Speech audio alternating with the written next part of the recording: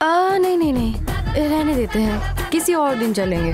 किसी और दिन जाकर मकई तोड़कर खाकर आने के लिए पेरिया नुकन क्या अपना सगा चाचा है? तुम आओगी या नहीं? बहुत सोच में पड़ गई है, चलो जाने देते हैं इसे। सेवरकोटे का तूफान पेची से डरकर छिपने जा रही है। हम चलकर मकई तोड़कर उसका छिलका निकालकर मकई पर लगी मिट्टी अपनी नाजुक उंगलियों से साफ करके उसे बिना जलाए हल्के से सेक कर उसमें बरसात की बूंदों जैसा मसाला छिड़क कर उसका मजा लेंगे तो आहा, स्वर्ग जैसा लगेगा। आहा, उसे याद करते ही मुंह में पानी आ गया। आनंदी, अरे ये कहाँ चली गई? अरे दोस्तों, वहाँ किसे ढूंढ रहे हो तुम लोग? ये सेवरकोटा आनंदी मकई के खेत जा रही है, जिसे आना है आ जाए। अरे रुको आनंदी, हम भी आ रहे हैं, रुको।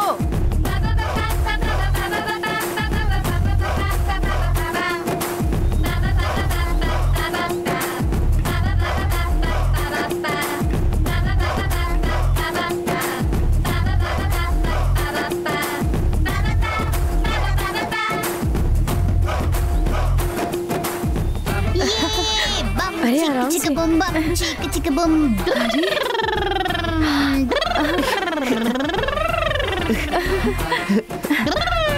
ये चिक चिक बम, चिक चिक बम।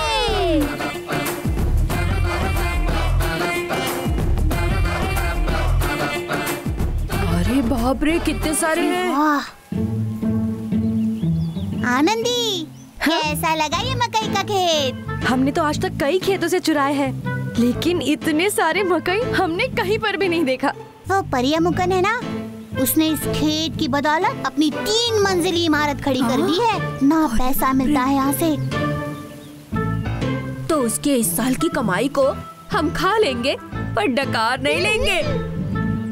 अरे सुरीली, ये सब खाने के लिए तो पूरा 1 साल लग जाएगा। तो एक काम करते हैं, हम लोग 2-2 बोरियां लेकर आते हैं और इन सारे भुट्टो को ले जाकर बेचकर पैसे बना लेंगे। वो तो 2 दिन में कर सकते हैं ना। कैसा लगा सुरली का आइडिया? हाँ, फिर उसके बाद बोलो।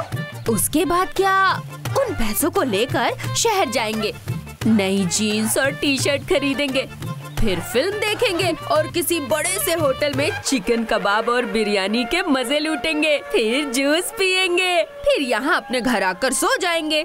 अरे सुरीली, मजे में 2-3 मकई तोड़कर खाना कोई भी बुरी बात नहीं है, पर तुम जो सोच रहे हो वो बहुत बुरी बात है। आइंदा ऐसा सोचने की जुर्रत भी मत करना। अगर फिर से ऐसी बात की ना तो अकल ठिकाने लगा दूंगी, समझ गए ना? जल्दी से कुछ मकई चुराकर यहाँ से छू हो जाएंगे। चलो। जल्दी चलो। संभाल कर, आराम से। अच्छा पांडी, तू यहीं रुकना, हम तेरे लिए भी मकई ले आएंगे। चिट्टू आराम से, कोई देख ना ले।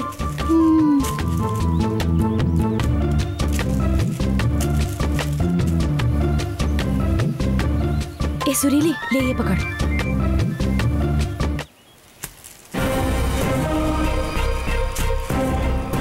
आनंदी, एक एक करके आराम से वहाँ पर भी एक। ये ले। हाँ, जल्दी ठीक करो। से पकड़ना। ये जल्दी कर लो।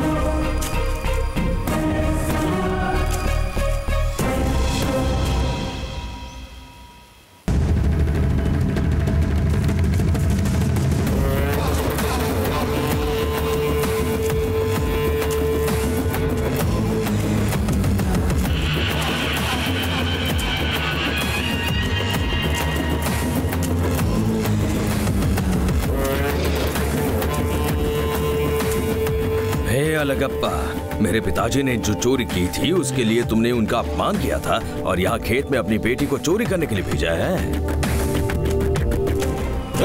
खेत में कौन है रे? चलो चलो भागो भागो भागो, चलो यहाँ से जल्दी। अरे जल्दी चलो ना, चलो चलो चलो।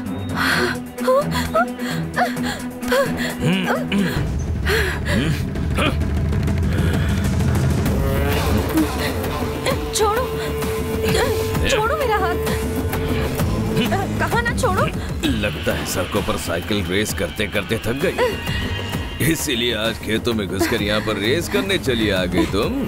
छोड़ो मेरा हाथ। तुम तो आसानी से फंस गई, तो फिर रेस वाले दिन मेरे आदमियों के हाथों से कैसे बच गई? उन्हें मुफ्त में खाने की आदत कहा ना छोड़ो। तुम और तुम्हारे आदमी सिर्फ गांव की औरतों पर ही अपना जोर आजमा सकते हो ना। तो फिर बताओ क्या करें? औरतों से टकराने की बात ही कुछ और है। आखिर मर्दों से भिड़कर रत्ती भर का फायदा नहीं होता। छोड़ो। चलो वो सब छोड़ो। दिन दहाड़े पंचायत प्रेसिडेंट की आंखों के सामने तुम चोरी कर रही थी। बताओ क्या किया जाए तुम्हारे साथ? इस खेत के मालिक को बताकर, पंचायत बुलाकर गांव भर में तुम्हारी इस चोरी की खबर फैला दें। चलो जाने दो। बेचारी, पता नहीं मेरे साथ ऐसा क्यों है। जब भी मेरे मन में तुम्हें हारते हुए या कष्ट झेलते हुए देखने की इच्छा होती है ना, तब दिल के कोने में से यही आवाज आती है कि अरे जाने दो, तुम तो अपनी हो ना। पर तुम मुझे बिल्कुल समझने की कोशिश किए बिना मेरे खिलाफ पिटीशन डालती जा रही हो। हैं? पता है मुझे इससे कितना दुख होता है। कहा ना मेरा हाथ छोड़ो। जाने दो। हटो यहाँ से।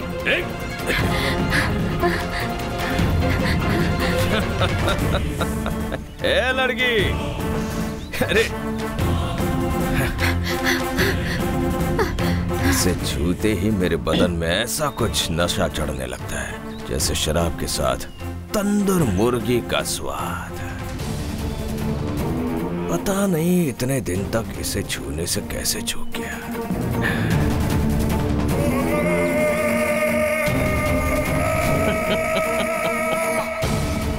कब तक तुम यूं ही दौड़ती रहोगी? अब तक तुम्हारे खानदान को मैंने निशाना नहीं बनाया। लगता है अभी वो मौका मिला है। अभी देखना, ठीक निशाना लगाऊंगा। अचूक निशाना।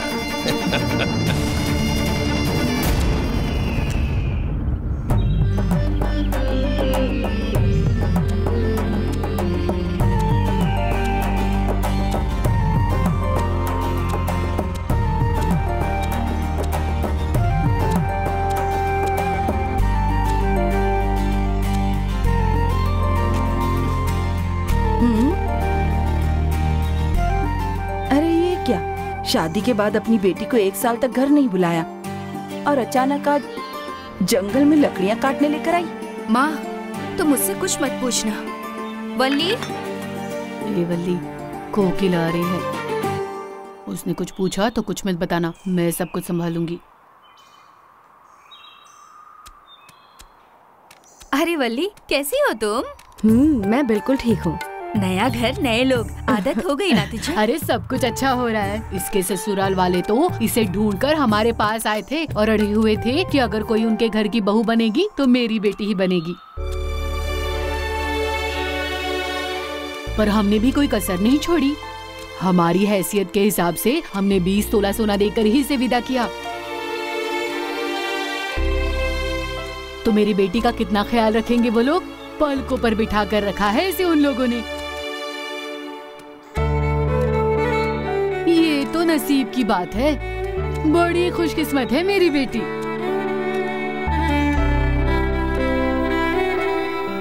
लड़कियों का नसीब अच्छा होना चाहिए कोकिला, और अगर नसीब खराब होगा तो कोई आंख उठाकर भी नहीं देखेगा।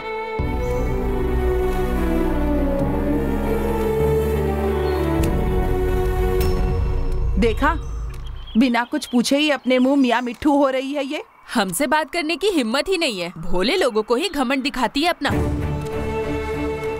बेचारी कोकिला 27 साल की हो गई। इतने रिश्ते आए पर बिल्कुल बात नहीं बनी, इसलिए इतनी बेहाल हो। हर किसी का नसीब एक जैसा तो होता नहीं है। अब तो तुम्हारी छोटी बहन की भी शादी की उम्र हो रही है। अगर सही समय पर तुम्हारी शादी नहीं हुई तो उसका भी ऐसा ही हाल होने वाला है। मरगदम, ये क्या कह रही है तू? इसे इतना बोलने की क्या जरूरत है? तुम्हारी वल्ली का जीवन संवर गया है, उससे हम सब भी बहुत खुश हैं। लेकिन इसका मतलब हमारी कोकिला को नीचा तो मत दिखाओ। मैंने ऐसा क्या गलत कह दिया? सच ही तो कहा मैंने।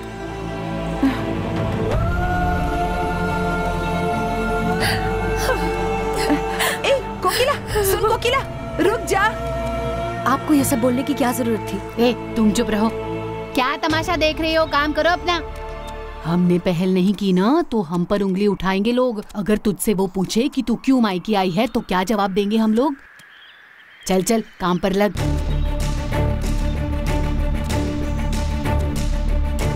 ए कोकिला, रुक जा बेटा, मेरी बात तो सुन। ए कोकिला, कोकिला रुक जा। कोकिला,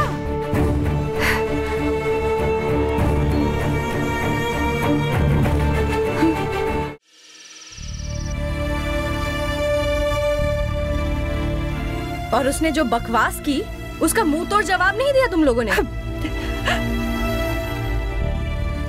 तो और क्या कहती मैं उससे? उसके मुंह लगकर मैं अपना मुंह गंदा नहीं करना चाहती थी। आज वो लोग हमें इतना भला बुरा कहते हैं, उसका कारण तुम्हारे बाबा है। हर परिवार में हर एक की जिम्मेदारी होती है, पर तुम्हारे बाबा घर में 2 लड़कियां कुंवारी बैठी हैं, उनके लिए रिश्ता ढूंढने की बिल्कुल भी फिक्र नहीं करते हैं और जो कुछ कमाते हैं उसे दूसरों की मदद में लुटा देते हैं। तब तो ऐसा ही होगा ना हमारे साथ, पता है? और भी बातें करेंगे लोग और हमें सुननी भी पड़ेंगी।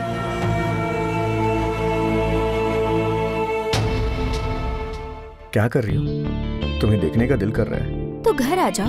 हाँ, मैं तुम्हारे घर आ जाऊंगा। हिम्मत है तुम्हें? मैं अकेले अपने दम पर कितना संभालूंगी? लकड़ियां काट कर सिर्फ 2 वक्त की रोटियां दे पाऊंगी, पर क्या तुम दोनों की शादी करवा पाऊंगी?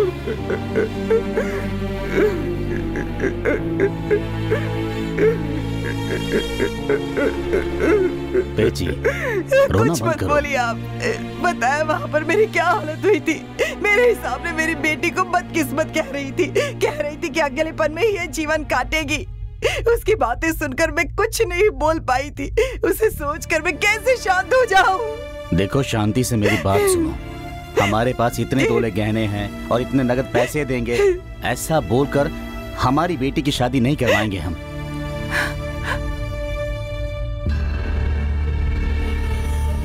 और हमारी हैसियत बताने के बावजूद अब तक कोई बात ही नहीं बनी। अगर झूठ बोलकर हमने ये शादी करवा भी दी तो क्या उसके बाद चैन से हम रह पाएंगे? क्या अपनी बेटी खुशी से जी पाएगी?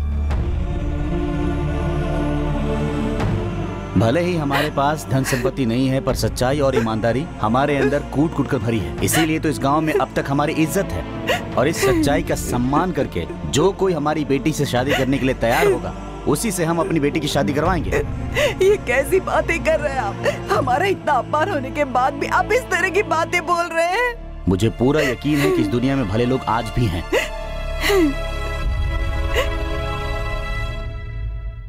अपनी सेल्फी भेजो ना प्लीज, आप भी भेजो ना।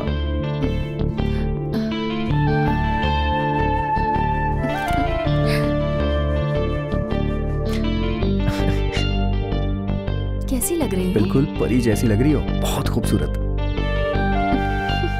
पेची, तुम बस देखती जाओ, बिना किसी दहेज की मांग के कोई ना कोई सिर्फ कोकिला के लिए उसके जीवन में जरूर आएगा। अलगप्पा, अलगप्पा। देखो, कन्नू स्वामी आ रहा है, उसके सामने ऐसे रोती मत खड़ी रहना। चैन से चैटिंग भी नहीं करने देते। आओ कन्नू स्वामी। आइए भाई साहब। क्या बात है बहन जी, आज इतनी उदास क्यों लग रही हैं? देखना आपका अच्छा समय शुरू होगा अब। मैं कुछ समझी नहीं भाई साहब। अलगप्पा, कुछ दिन पहले कोकिला की तस्वीर ले गया था ना मैं। हाँ भाई। उस तस्वीर को अपनी पत्नी को देकर उसके रिश्तेदारों को दिखाने के लिए कहा था मैंने। तो उसके दूर के रिश्तेदार का एक चचेरा भाई है, अपनी कोकिला की तस्वीर देखकर जिद पकड़ के बैठा है कि इसी से शादी करूंगा।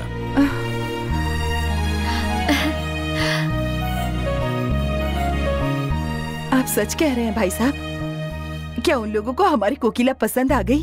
सच कह रहे हो बहन जी, कोकिला के मामले में मैं झूठ क्यों बोलूंगा?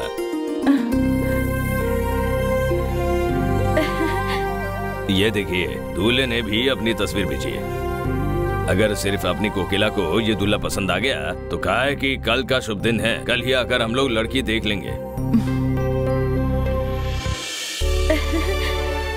कोकिला की पसंद या नापसंद तो बाद में देखेंगे, पर दूल्हा क्या काम करता है और उनकी मांगे क्या है ये पता चलने के बाद ही तो तय करेंगे कि ये रिश्ता ठीक रहेगा या नहीं। वो अगर लड़की देखने आ जाएं और कल को ऊंची मांगे करने लगे जो हमारी हैसियत के बाहर हो तो फिर से हमारी ही बेइज्जती होगी ना। उन सब के बारे में साफ साफ बात कर ली है मैंने। दूल्हा तहसीलदार ऑफिस में क्लर्क है, बहुत अच्छा लड़का है और जिद कर रहा है कि कोकिला से ही शादी करूंगा। देखो कन्नू स्वामी, बेरोजगार लड़के भी 10 तोले की मांग करते हैं और ये दूल्हा तो सरकारी नौकरी करता है। अगर दहेज में उन्होंने ज्यादा मांग कर दी तो हमसे नहीं होगा, बस यही सोच रहे हैं। दूल्हे के घर वाले इतना पूछेंगे उतना पूछेंगे, इसका फैसला तुम क्यों कर रहे हो? बिना दहेज की मांग किए भी वो इस रिश्ते को हाँ कह सकते हैं ना। लड़के वालों को आकर अपनी कोकिला को देखने दो, बाकी बातें बाद में कर लेंगे। क्यों पेची, ये तो हिचकिचा रहा है, तुम क्यों नहीं समझाती? तुम कुछ नहीं बोलोगी तो कैसे होगा? भाई साहब इतना समझा रहे हैं, उन्हें आकर लड़की को देख लेने दीजिए ना। इनकी बातों से लगता है कि वो लोग बहुत भले होंगे। अब मान भी जाइए, बोलिए इनसे बुला ले उन्हें। ठीक है, उन्हें आने के लिए बोल दो, देखते हैं। बहुत बढ़िया, अब आगे का मैं संभालूं। हाँ। ये लो, ये लड़के की तस्वीर।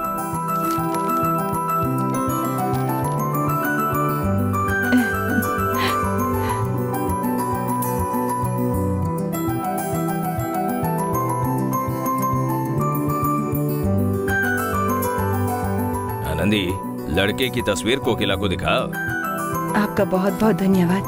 कोई बात नहीं बहन जी, ठीक है, मैं अब चलता हूँ। कन्नू स्वामी, खाना तो खाकर जाओ। अरे नहीं नहीं, अब मैं आपके घर खाना खाऊंगा तो वो शादी की दावत पर ही खाऊंगा। चलता हूँ, मैं चलता हूँ। आओ चलो। लेकिन मैं बस यही सोच रहा था कि अब गांव वालों का मुंह बंद करने का समय आ गया है। आपकी कृपा से ये शादी बस अच्छे से हो जाए।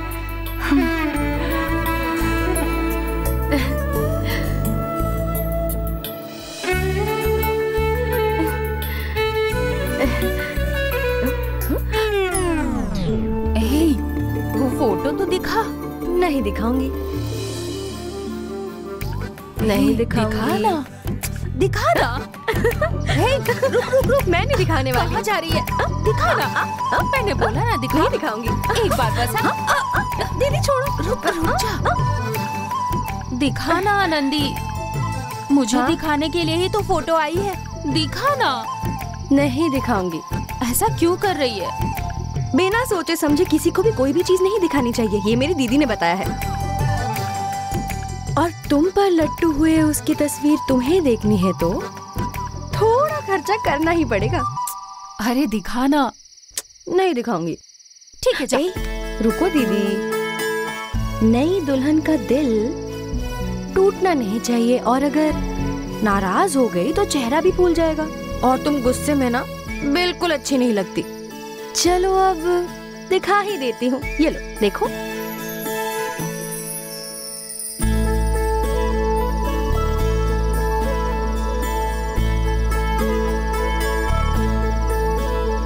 दूल्हा पसंद आया क्या दीदी? तुम्हें देखकर तो लगता है बहुत पसंद आ गया। तो मैं माँ बाबा को बोल दूं तुम्हारा जवाब। लेकिन कुछ खास नहीं है दूल्हे में, ठीक ठीक सा है। मुझे तो दूल्हा पसंद है, जा बोल दे। हाँ, बहुत अच्छे। अभी से दूल्हे का साइड लेने लग गई, क्या बात है। तो आखिरकार मेरी दीदी ने एक दूल्हे को पसंद कर ही लिया। जरा शांत हो जा, माँ बाबा सुन लेंगे तो। चिल्ला मत। मैं तो ऐसे ही चिल्लाऊंगी। जिस किसी ने भी शादी को लेकर तुम्हारा दिल तोड़ा था ना, उन लोगों तक मेरी आवाज पहुंचनी चाहिए। तुम दोनों की जोड़ी देखकर उनकी आंखों की रोशनी और ज्यादा चमक जानी चाहिए, आग की तरह। तो मैं तो चिल्लाऊंगी।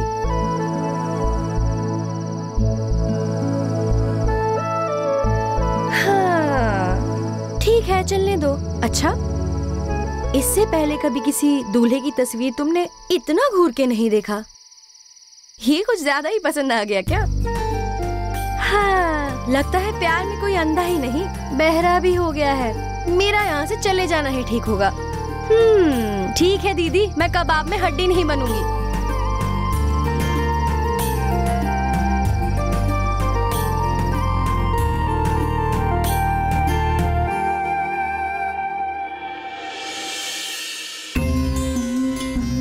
गांव वालों का मुंह बंद करने के लिए आज आपने जो रिश्ता भेजा है उसके लिए पता नहीं मैं कैसे आपका शुक्रिया अदा करूं। दीदी को इतना खुश मैंने पहले कभी भी नहीं देखा। उनकी खुशी बस ऐसे ही बरकरार रहे। बस लड़के वालों को दीदी पसंद आ जाए और शादी का दिन कल के कल तय हो जाए। कुछ चक्कर चलाइए ना भगवान जी।